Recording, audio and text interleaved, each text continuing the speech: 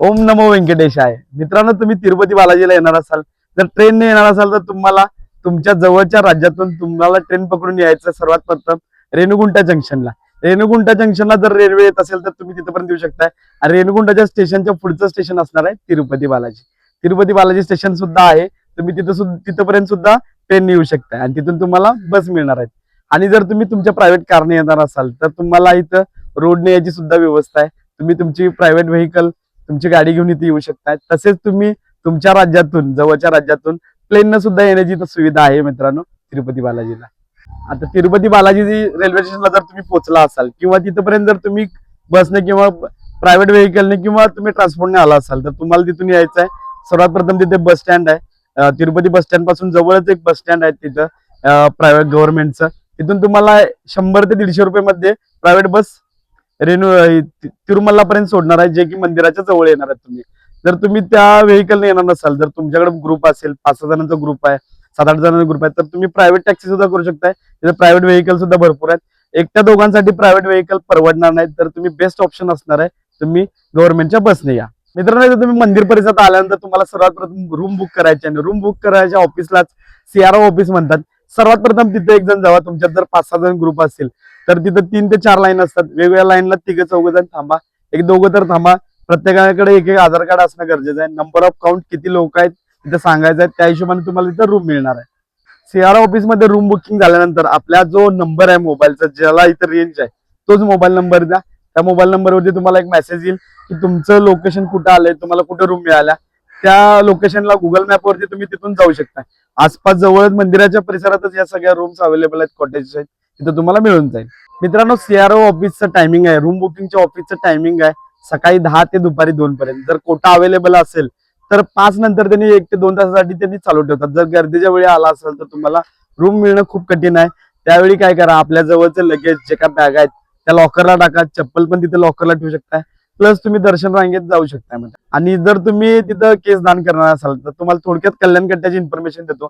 मंदिराच्या परिसरात जे काय स्टॉलवाले आहेत, जे काय इथले जे गव्हर्नमेंट जे लोक दिसतात ज्या ड्रेसमध्ये, जे मंदिर ट्रस्टचा ड्रेस आहे त्या ड्रेसमध्ये जे लोक दिसतात त्यांना विचारू शकताय.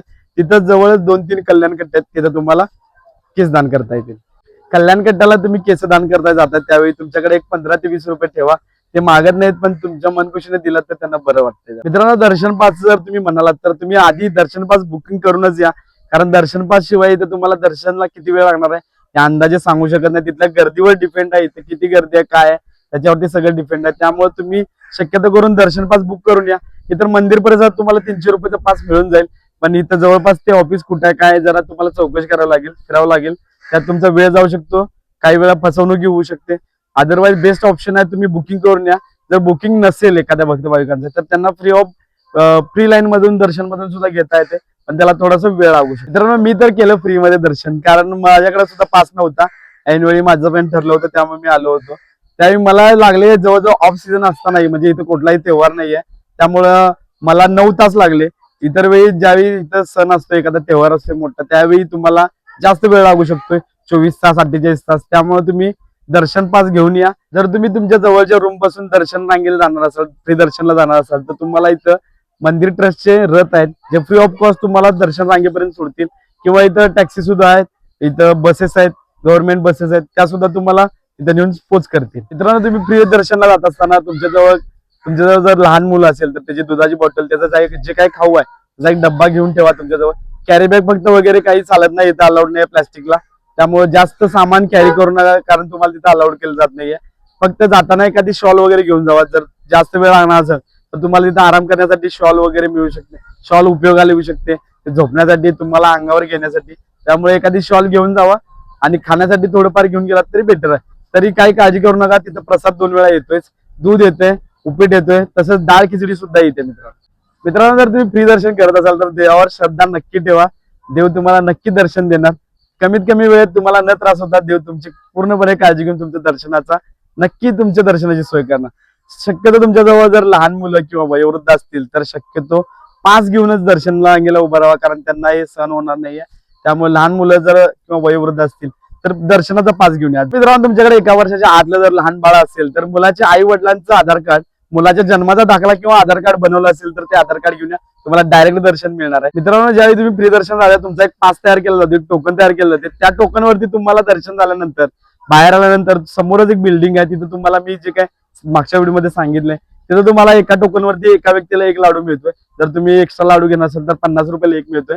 फक्त सुट्टे पैसे कॅरी करा, कारण तिथे सुट्ट्या पैशाशिवाय अजिबात हे केलं जात नाही. कॅरी बॅग तिथे घ्यावी लागते. 5 रुपयाला एक कॅरी बॅग आहे प्लास्टिकची. शक्यतो 2 कॅरी बॅग घेणार असेल तर 10 रुपये देऊनच जावा. मंदिर परिसरात जवळपास भरपूर पॉईंट आहेत, ते तुम्ही जर बघणार असाल, तुमच्याकडे वेळ असेल, पुढे ट्रॅव्हलिंगची तुमची जर गाडी लेट असेल किंवा तुमच्याकडे वेळ असेल तर तुम्ही इथे एखादी प्रायव्हेट व्हेकल करून 10 ते 12 जणांमध्ये तिथली जवळची देवस्थानं सुद्धा बघू शकताय. पॅकेज मध्ये करून घ्या. आधीच ठरवा गाडी काय ठरवायची असेल तर. एक दोघं असाल तर तुम्हाला गव्हर्नमेंट बसेस पण आहेत, त्या की थोडेफार देवस्थानं दाखवतात, ते सुद्धा तुम्ही बघून घेऊ शकताय. म्हणजे एक दोघांसाठी सुद्धा गव्हर्नमेंट बसेस आहेत. आणि ग्रुप असेल मोठा तर तिथं व्हेकल तुम्ही ठरवू शकताय, जे की तुम्ही परफेक्ट अमाऊंट मध्ये किती देवस्थान दाखवणार आहे याची एक लिस्ट बनवा, त्यावेळेस तेवढीच दाखवायला हवा. त्याच्यापेक्षा एखादं कमी जास्त झालं तर तुमच्या पैशाचं तुम्हाला तिथं फसवलं जाऊ शकतं. बऱ्याच आपल्या महाराष्ट्रातल्या भाविकांना प्रश्न पडतो की मराठी भाषेत बोलायचं कसं काय. तर इथं बऱ्याच लोकांना मराठी पण येते आणि महाराष्ट्रातले अनेक भक्त भाविक इथं सेवेसाठी पण असतात. वेगवेगळ्या शहरातले, वेगवेगळ्या जिल्ह्यातले इथं लोक सेवेसाठी येत असतात. तर त्या लोकांचा पेहराव बघून तुम्हाला नक्कीच आपल्या महाराष्ट्रीयन माणूसाला लगेच कळू शकतं. त्यांनाही तुम्ही बोलून इन्फॉर्मेशन घेऊ शकता. शक्यतो तुम्हाला जर इन्फॉर्मेशन हवी असेल तर थोडीफार हिंदी भाषा वापरा. हिंदी भाषा वापरला तर तुम्हाला थोडीफार माहिती मिळून जाईल. आणि शक्यतो गव्हर्नमेंटचं जे तिथला युनिफॉर्म आहे देवस्थानचा ते घातलेल्या लोकांना विचारला तर तुम्हाला लवकर माहिती मिळून जाईल. मित्रांनो, तुम्ही तिरुपती बालाजी दर्शनाला येत असाल तर महत्वाचा पॉईंट आहे की तुम्ही येताना एक तुमचं आधार कार्ड ओरिजिनल घेऊन या.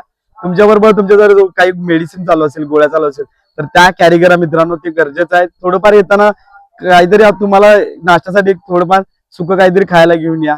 येताना एक शॉल घेऊन आलात तर बेटरच आहे, कारण ऑक्सिजन सीझनला तुम्हाला ती शॉल कामाला येणार आहे. शक्यतो गोळ्या, या मेडिसिन, परत इथं मिळणारे रिसीट, टोकन, मोबाईल जमा केल्यावर मिळणारी पावती, इथं तुम्ही शूज किंवा तुमच्या बॅगा जमा करणार ते पावत्या, व्यवस्थित एक बारकं वॉलेट घेऊन या तुमच्याजवळ की कॅरी करता येईल. ह्या रिसीट हरवल्या तर तुम्हाला सामान मिळायला खूप कठीण जाते. ह्या गोष्टी जर लक्षात घेतलात, ह्या गोष्टी जर तुम्ही फॉलो केलात तर तुम्हाला दर्शनाला कुठेही काही अडचण येणार नाही. मित्रांनो, ज्यावेळी तुम्ही दर्शन रांगेत जाताय त्यावेळी तुमच्याकडे एखादा लगेज किंवा मोबाईल असतील, लगेज काउंटर सुद्धा आहे, तिथं लगेजला तुम्ही सामान ठेवू शकताय.